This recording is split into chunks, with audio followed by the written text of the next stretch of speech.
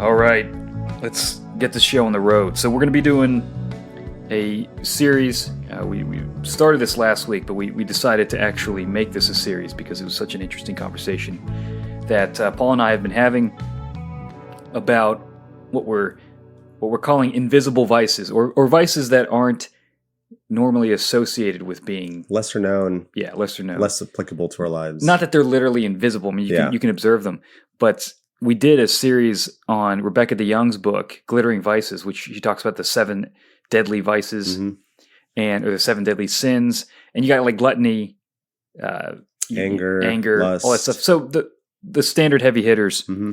But this is interesting because we've been talking about what are some vices that we don't pick up on or can be masqueraded as virtues, things that we don't tend to think of as sinful or part of a disordered desire, things like that. And I think in the church, this can happen a lot, where somebody who seems very humble is actually cowardly. But it seems like being, quote unquote, Christ-like, being like Jesus, whatever. Somebody could be people-pleasing and they sound like they're loving, but actually they're serving themselves. So that's where I think Augustine, when he talks about sin being curved in on yourself, is a helpful metaphor, a helpful image, because it's not so much about you hurting other people. Maybe that's why these are more invisible sins or more respectable sins. Maybe that's what we should call it, respectable sins, is that they don't seem to outwardly harm other people. Yeah. In fact, they can even seem like it's benefiting other people, but in reality, it's still as self-centered as something that'd be more explicitly harmful for somebody else. So we talked about today talking about cowardice. Yeah. And we talked about this, how you're supposed to understand virtue.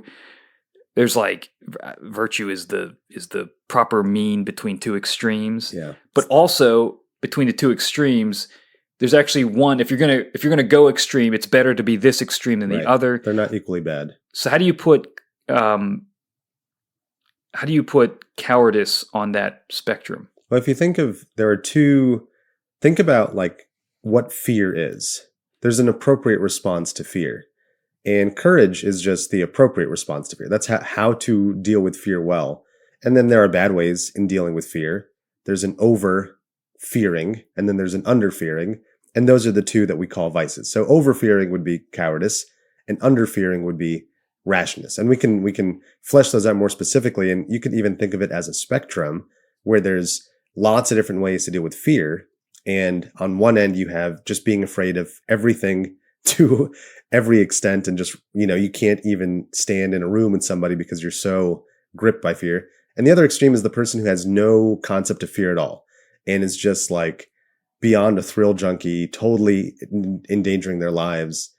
And courage is just the disposition that helps you deal with fear well. It's the right response to fear.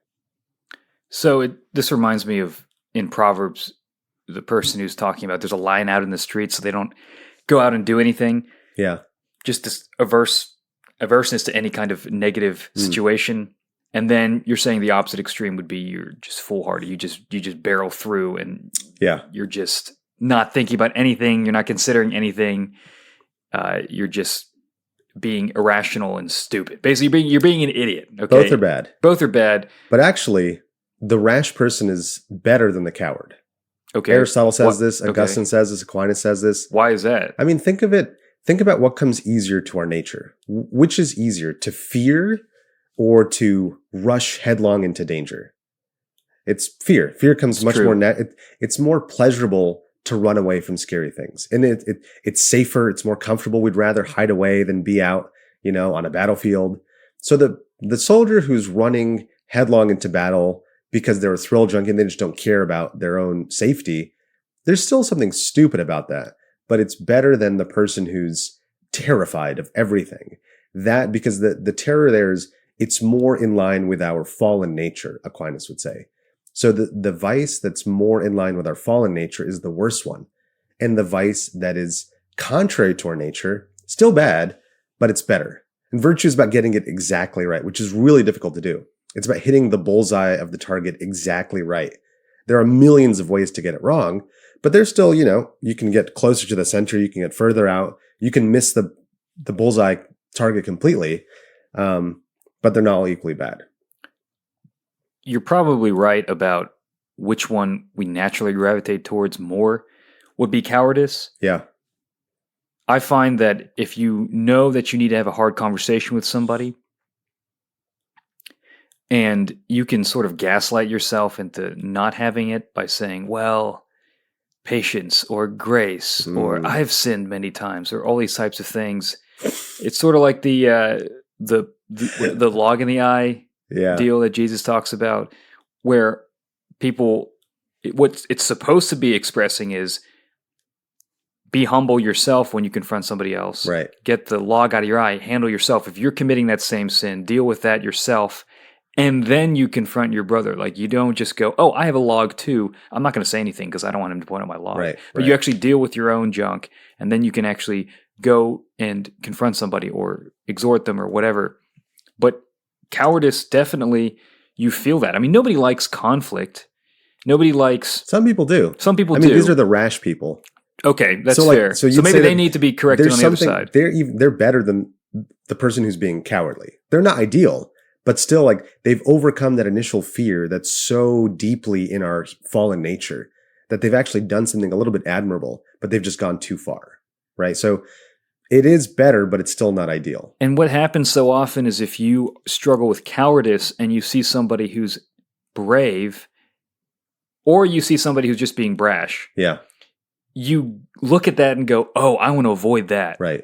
When that's probably, you're never going to have to worry about that. That's not what you're dealing with. You know what I mean? But you can look at that and say, it's almost as if you're saying, oh, I don't want to be, I don't want to say these hard things. I don't want to have these hard conversations because I don't want to end up like that brash person over there. When really that's a little bit of a bait and switch. You're saying, you're assuming that you're going to struggle with that vice and you don't. Right. The invisible vice you struggle with is actually your fear of man. You don't actually want to do something that's hard, that's going to affect the way that you look, your reputation or something like that. Yeah. And it might actually be good for the cowardly person to try to emulate the rash person. Sure. To do the reckless thing. Yeah, if you try to emulate it, you won't go as far as exactly, them. Because you've got a natural tendency pulling you towards the fear, but you're aiming in that direction. So hopefully you get closer to courage. Right. Yeah. You're already going to naturally restrain yourself because of your cowardice. Yeah. Yeah. I mean, in Revelation 21, the cowardly, they're the first one on the list of those who are committed to the lake of fire, along with the sexually immoral and idolaters and sorcerers. Yeah. So it's a big deal to be cowardly. Well, the way some of the church fathers interpret that passage of cowardice is they think that it's cowardice that prevents you from going through with martyrdom. So in a lot of church fathers, and this is Aquinas as well, they pit it against, so fortitude or courage is the virtue that you need to like go through with martyrdom in the face of death. What virtue keeps you doing that? What virtue allows you to be a martyr? And cowardice is the vice where you so are moved by fear that you're willing to deny Christ. That for them. And so they place it at the front of the list because of that. We're so soft. I mean, we are. It's rough. I mean, to think about that. Why is it that cowardice is more natural to us in general, to most people? I think it's because we are really, well, the way Aristotle talks about it is he says, by nature we crave pleasure. And so we gravitate towards that which is most pleasurable. And so when something is dangerous or fearful, the pleasurable thing, quote unquote, is to stay inside and to retreat. And the painful thing is to go into danger. So this is why the more you retreat into pleasure, the more you gravitate away from the pain, to that extent you are basically living into your fallen nature. So you're sinning more. So cowardice is us trying to acquire pleasure from the avoidance of danger. And so it's worse for that reason. And the person who rushes headlong into danger, they might be doing it because it's pleasurable and they get a thrill out of it, but they're still risking some kind of pain. Mm-hmm. So it's not totally in line with the fallen nature. Or it is, but in a different way. In a way that still looks like courage a little bit. Because the courageous person can still stand in the face of fear, right? The rash person just does that too much, or in a way that doesn't care about his own safety at all in a way that would be bad for him. It's been said somewhere that you want to fight for what's behind you, not what's in front of you.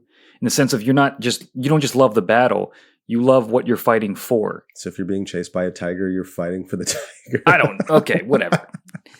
I think the whole point is that some people just love the fight, and they get a thrill out of the fight, which is not good.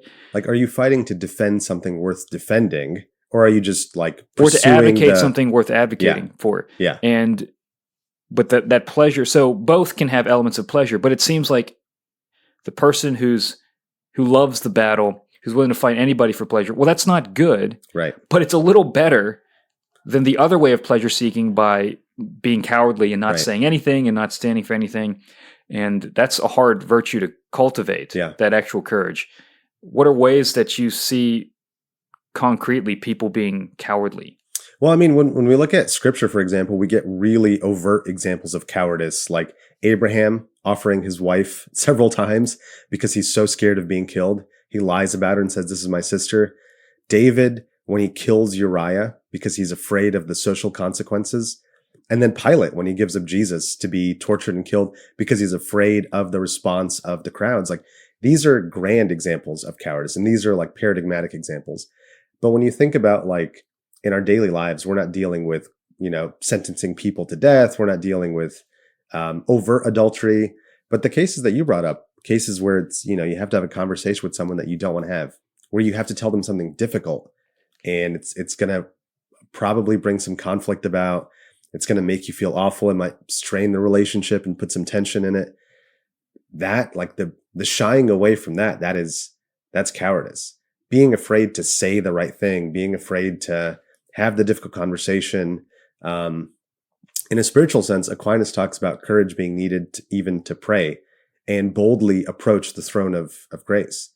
That you need courage to do that. You have to see yourself in a certain light. You have to see yourself as, there is therefore no condemnation for me, even though I see myself as a sinner. So having the right lens to see yourself through. And on the opposite, you could also see yourself over boldly and be presumptuous in your requests to God and have a sense of entitlement when you come to the throne of grace. So you want to avoid both extremes, but courage helps you even pray well, to see God right, to have relationships with people. And so cowardice undermines relationships. It undermines your ability to practice spiritual disciplines, and it affects how you see yourself too. Aquinas is saying that you need courage to pray well. Yeah. So to see God. Okay. To see God, to come before the throne. You have to, if your vision of God is, if you're terrified of God, in the sense that you can't even approach God for prayer, that's a bad thing. There's a kind of healthy fear that's a reverence, right? So you don't want to overshoot that, but still there's a kind of courage that's needed. C.S. Lewis talks about this in The Great Divorce when he has the cowards. They can't get close to the mountain of God. They want to stay on the outside because they're scared, or they feel the pain of as they get closer. So you need fortitude in your spirit to enjoy God in all of his full terror and might, which is a little bit more abstract, but I think it's a way of thinking about cowardice and courage that we don't typically reflect on. Do you think that Christians lack assertiveness? Yeah, I think it's probably tied in with cowardice. Assertiveness in standing up for what's actually right. And then in the day-to-day of having conversations with each other that need to be had, we probably err on the side of we're too nice. We have a culture of niceness. And I think we talked about this before. Being nice is not the same thing as being virtuous. Jesus wasn't always nice. Jesus sometimes offended people. And courage sees the good that the temporary offense will accomplish. Someone needs to hear this message. They're engaging in some self-destructive behavior. It takes courage to say that, to be willing to risk the offense and the strain of the relationship and even the pain that that's going to cause you, right? There's a kind of fear there. And cowardice is just us retreating to our comfort zones, which we do all the time. It lowers conversation too. I could imagine that oftentimes people who are very assertive or even argumentative, maybe even a little combative, they actually want an opposing force. They welcome the back and forth. Now, maybe some of them are thin-skinned and become overreactive, but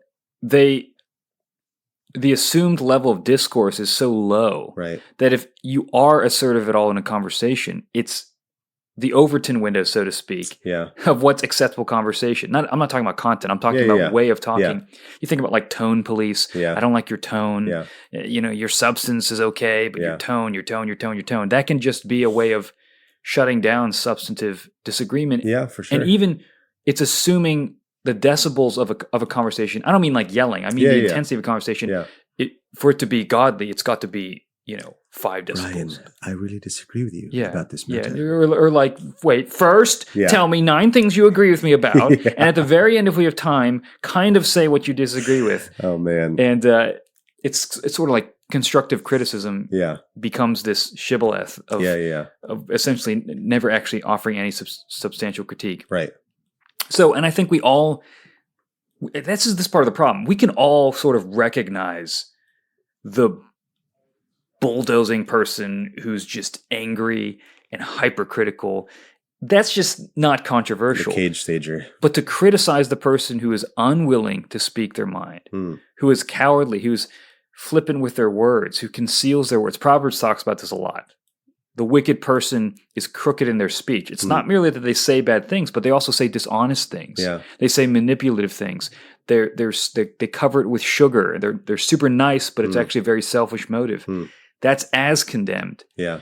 And I think those are not as emphasized. I'm not saying everybody has to be a jerk. I'm just saying that most people aren't in danger of doing that. Yeah. Right? Yeah. And the ones who are, usually there's enough social mechanisms in play that they would know, okay, I probably went overboard, or this is not going to get me anywhere. Maybe that's also the thing too.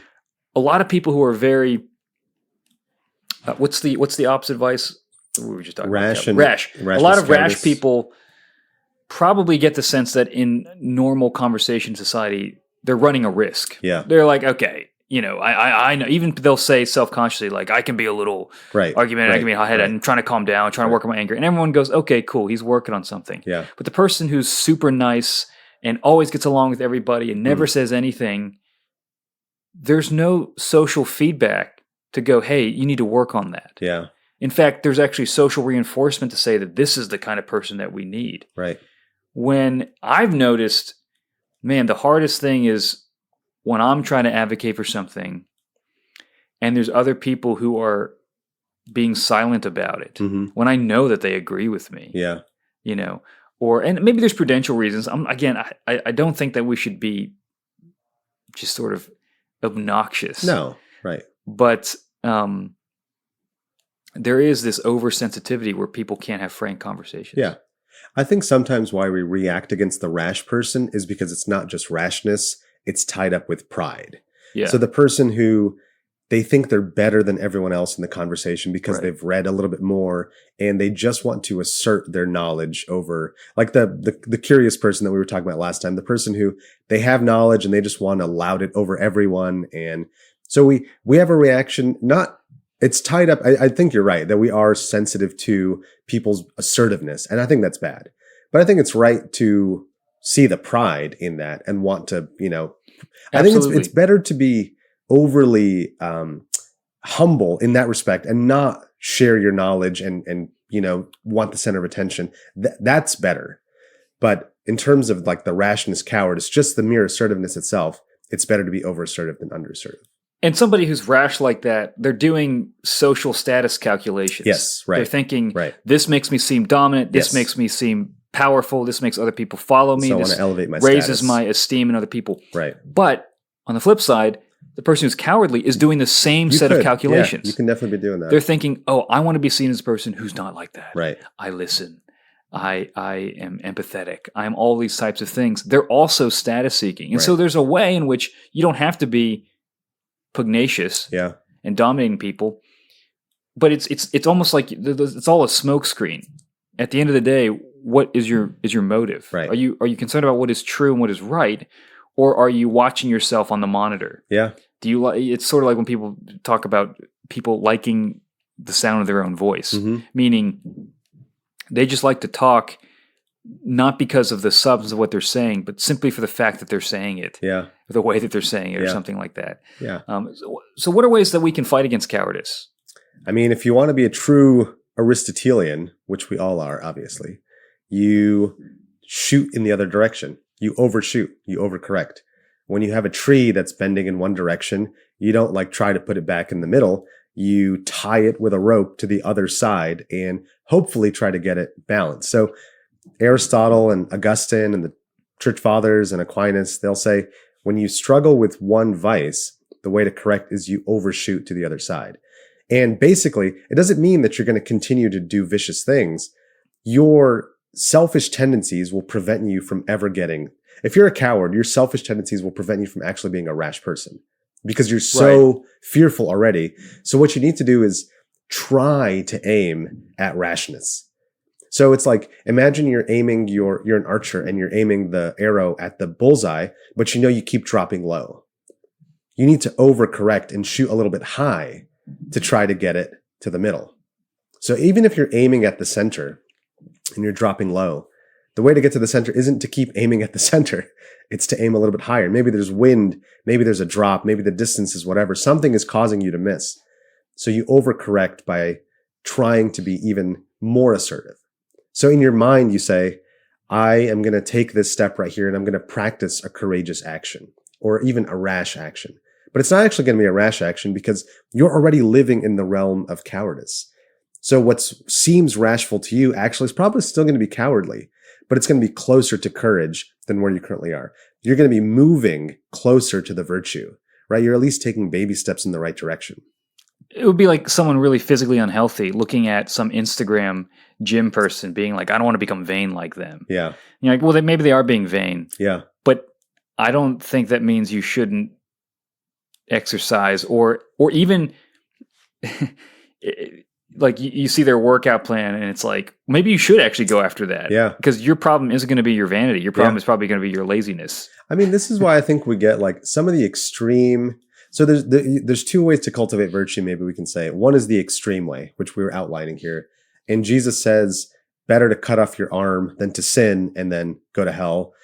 He tells the young rich man, sell everything you have, give to the poor, because his vice was he cared about his wealth too much, right? So those extreme sorts of commands, one way to interpret them is Jesus is helping people overcorrect, right?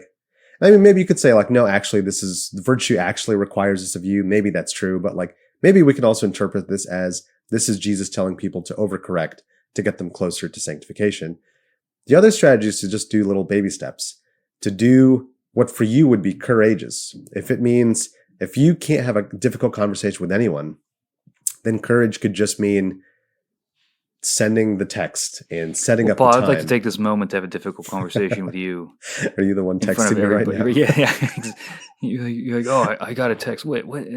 I feel like from Brian. But I was going to say, part of, I think, what makes our friendship so good is that we can have difficult conversations. It's true. And I mean, I think if you don't ever have difficult conversations in your friendship, it's probably not a good friendship. If you feel like you can't actually be frank with someone, and if you feel like you have to walk on eggshells because you're not sure how they're going to take it, it means that you don't allow this person to know who you really are and how you really feel. Similarly, they're not really telling you who they really are. And so there's a kind of superficiality there without assertiveness and without courage. So friendship even requires courage. That cowardice actually undermines friendship because it prevents you from truly being transparent with this other person. And think about a marriage. Like if you're not being transparent, if you're afraid of how this person's going to think about you, then that is going to undermine the relationship. You smell like burnt cheese most of the time, Paul. Did you say bird or burp? Burnt cheese. Yeah. You have horrible odor. That's better than burp cheese. I'm just being honest and transparent with you. I'm just kidding. You smell great. I smell great.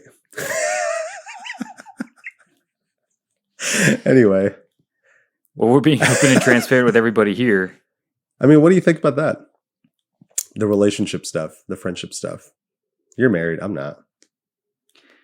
Yeah, I think there's honesty. You also have to be prudent. I think. Well, yes, you don't want to be rash. But blow down the doors and say, here are 9 things that are terrible about you. But again, I don't know how many of us are prone to do that. Right, because that's really difficult to do. Right. I think it's hard to be honest, especially with people that you care about. And I was actually thinking more about being honest with yourself, Hmm. which is tied into whether your friends are honest with you. Mm-hmm. And you also have to consider the source. You could probably say if somebody's always critical and judgmental, then they might be onto something, and you just want to be able to discern, okay, a lot of this is just them being cantankerous, Right. but maybe there's something good here. And then you can also take less weighty people who are constantly flattering or they're always saying things. And I wonder, even with friendships, is it better to have a rash friend than a cowardly one? Yeah, I think that's right. I mean, if you are brutally honest and both people are brutally honest, then you can at least call each other out for the rashness. But if you're That's both true. cowards, then no one actually really knows how the other person feels. That's true. And so you might have a kind of superficial friendship, but you're never going to get past that. In some respects, it's easier to curb Mm-hmm. than it is to enhance and Yeah. push forward, Yeah. because you can realize you're being rash and you can walk it back. And we sort of have a gauge of going, okay, I know what was too far. I can kind of reel it in, versus it takes more effort to push forward and to go, I've got to actually gain that energy to go and confront somebody. Yeah. I would also say that if you are rash, you're still lacking courage. You're lacking the courage of humility, the lacking of courage to accept someone else's feedback. So if somebody's always you're lacking defensive, courage, period, because it's still not the virtue. Okay. Like there you go. It's close by, but it's not the virtue itself. It's still a vice, technically. Okay. Yeah. So you're lacking the virtue of courage because you're not listening to people. You only think about every way looks right in his own eyes type of thing. And you need courage to draw you back, but you still have something that's more admirable than cowardice, which is the ability to assert yourself in a way that isn't beholden to the fear of man. Right. So better to be assertive and a little bit rude than to be totally cowardly and never have the strength to face the fear of a difficult conversation or a difficult situation. Probably even throughout life, if you're more rash, again, be courageous, not rash. Right. But if you're going to veer on one side, if you're rash, it almost seems like you're gonna hit more good things than if you're cowardly your whole life. Mm-hmm. And it also, this requires a little bit of self-diagnosis too. So if you see yourself and you think that you're a coward, then your strategy should be to shoot towards rashness. But if you're a rash person, then you actually want to overcorrect in the other direction too. So because it's going to be difficult for you to hit the virtue of courage, you keep overshooting, right? So you might want to undershoot where the bullseye is a little bit. And then you can fine grain from there. But like you said, it's easier to curb than it is to enhance. And so for that reason, it's still a better way to err. So how would you go back the other way if you're rash and you want to grow in courage, so you overshoot toward cowardice? Maybe practice a little bit of silence. Practice, not everyone needs to hear your thoughts and opinions all the time. Maybe says the two guys with a podcast. I mean, we're not inflicting any... Inflicting. Maybe that itself is telling. Maybe ask people, be transparent, tell your friends, I want to get better at this. And so if I am out of line, feel free to tell me. I'm trying to get better at this. I know I have a tendency of coming across as too assertive. This is one of those things where all the virtues are tied together. So to get better at courage, you do have to practice a little bit of humility and temperance and love of others and all these things. So the virtue muscles they go together in a package. And so you can't just work on courage by itself, but the more you love people and the more you allow God to transform you just in the current life of sanctification, the better you'll naturally become. But the practical steps are, maybe don't talk as much as you normally would. Be transparent with people about wanting to become less rash or less crude or less rude or less domineering in conversation, and practice some silence. Yeah, I don't know. Part of it is just being aware that you're being cowardly or you're being really rash. Helpful first step, yeah. Because a lot of times these are things that we don't even recognize that we're doing, or the habits and patterns. And a lot of this, you're right, you need practice. You only really get better at conflict by having conflict. Mm-hmm. And then someone was telling me this the other day, that so many times the conflict is not nearly as bad as we think. Oh, yeah. And when you start to see that over and over again, it gives you more of a bandwidth to have conflict, which is necessary and even good. Mm-hmm. Because I think with honesty is going to come conflict. And the only way that you can have good conflict is if you have in mind this idea of courage. Mm-hmm. That has to be a category in your mind. That you're Right. not just, you're going, yes, this is going to be difficult. No, I'm not going to do it perfect. But my inclination is toward cowardice. Right. So what I feel like is going to be like, I hope I don't crush them. Mm-hmm. I hope I'm not too hard on them. Just go for it. Yeah. And you just won't be. Right. Because that's likely not going to be your issue. Right. Now, if you have enough self-awareness to realize that is, then you go the other way and you say, I want to be super sensitive and go, well, what if I'm too coddling? What if I don't say what I mean? Whatever. And just go, don't really worry about that. Mm-hmm. That's probably your natural inclinations are going to pull you away. It's going to be a little governor on you overshooting, and you might actually hit courage. Mm-hmm. I think it's a good way. Even a visual, just thinking about it visually in my head. Yeah. You got to keep thinking about it like you're constantly calibrating. Yeah. Yeah. Like you're overshooting and, oh, shoot, like I went too far that time. And then you take stock of that, and that's a good life lesson. The next time you don't go as far, but you get feedback from the world. Think of it as like it's the bullseye target. You take the shot and you go higher than you want it to go. Okay, now I know not to aim that high. I got to come a little bit lower. Maybe I aim too low. And then you keep going higher, lower, higher, lower, higher, lower until you hit the exact right center. And it's a lifelong process, but it's a matter of constantly, one, being aware of where your inclination lies, and then being willing to get feedback from the environment and take stock of how the situation went, ask people to be brutally honest with you, and learn from that. And a person who's more rash is going to be more likely to do that. Who's going to give you the brutally honest or seek the calibration out stuff. Yeah, the calibration, because that requires interaction. You do something, you see the effect. Right. But the cowardly person is not doing something, so they don't have that feedback. At least the rash person is more likely to do things that will receive feedback. Right. I mean, if you make a decision, you'll see whether it goes well or not, and then you get feedback. If you never make a decision, you never get that feedback. Right. You can never grow from it and learn from it. So again, if you're going to pick one, although you should just try to be courageous, if you're going to pick one, being rash is better. Yeah. Because at least you're willing to be humble enough, in a sense. I guess I don't know if it's truly humble, but you're willing to actually assert yourself into the world and then see what happens.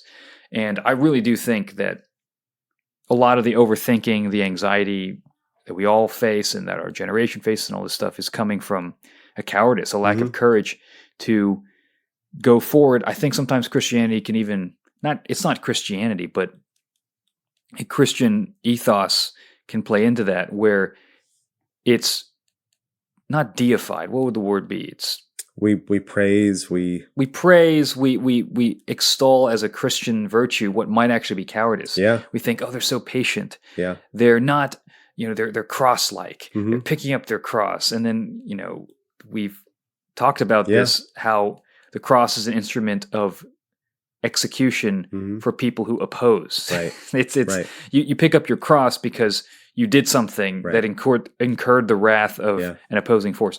So all of these require this idea of forward motion. And if you don't have that, it's because you lack courage. If you lack courage, you can't really follow me. You can't really do the thing that Jesus is calling for. So that's one of those things to take stock of. I would even say that if you are somebody who you normally don't speak up a lot, that the one time you do might actually carry a lot of weight. Yeah. Perhaps. But baby steps. On the flip side, though, so you do get a lot of, maybe American Christianity has this virtue of, we mask niceness or timidity as a virtue. Some corners of the internet will praise like rashness as the prime virtue, or just being a general like butthole. Like, how many YouTube videos have you watched of so and so destroys young punk, right? We see flat out, like, sometimes just provoking people, self-aggrandizement, like just punching down, and that's glorified as like courage. When sometimes that might be the case, and sometimes it's, no, this person is just genuinely being a jerk, and the courageous person hits the mean exactly right. Jesus offended people sometimes, and Jesus, was with the most lowly of the low, and was incredibly long-suffering and gracious and charitable. And it's about knowing where and when and what's required of you. So it's not always going to be the same response that's required, but having wisdom to know when it's required and being able to act on the right motive, that you're not just doing this for pride. You're not just doing this because you want to punch down. You're not just doing this because you want views on YouTube. So yeah, we can prioritize lots of vices and virtues depending on which cultural spot we occupy. So if you're struggling and saying, am I being cowardly in this moment? Is there a conversation I'm avoiding? To help the conversation, to help the decision-making process, you could say in your mind, well, I know I'm more prone to cowardice, so maybe I'm just going to do this. I'm just going to decide to do it because my natural inclination will stop me from going overboard. That's right. And I also need to grow in this area. It's good practice, yeah. That's the only way to get the virtue. Like, to get courage, you have to do courageous things. To get it takes courage to take criticism, too. Yeah. That's not an easy thing. I mean, I don't like criticism. I don't think anybody enjoys it. Yeah. But you have to cultivate the humility to say, I'm going to courageously hear what someone's criticism would be. Yeah. And try to apply it. Or even just courageously disagree with their criticism and move on. I don't know. I mean, courage if it's bad criticism, sure. Right. But I never give bad criticism. Right, never. It's always spot on. Well, that was a really helpful way to talk through it. And I think that metric or that idea of overshooting and overcorrecting as a way to actually get to the virtue, depending on what your natural inclinations are, is helpful. And I think that's going to help with the rest of the conversation we're going to have. So I'm looking forward to talking more. We're going to talk about shyness as a vice. We're going to talk about insensitivity, being cantankerous, pusillanimity. That's that disease that you have, or whatever you just said. And so it'll be a good conversation. But we'll have those come out in the next couple weeks. So stay tuned in. It's be a good series.